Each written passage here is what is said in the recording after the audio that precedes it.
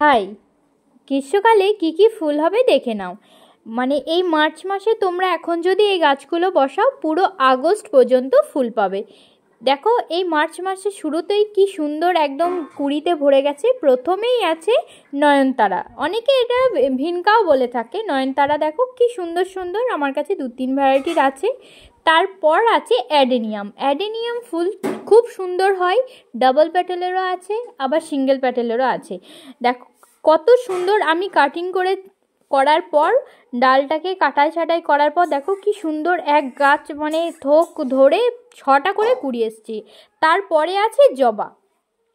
জবা তো 12 মাস ফুটে, কিন্তু জানো তো গ্রীষ্মকালে জবা প্রচুর পরিমাণে ফুল দেয়। দেখো না, মার্চ মাস শুরু না হতে হতেই আমার কাছে কিন্তু ফুল চলে এসছে, অনেক পরিবর্তন হয়েছে।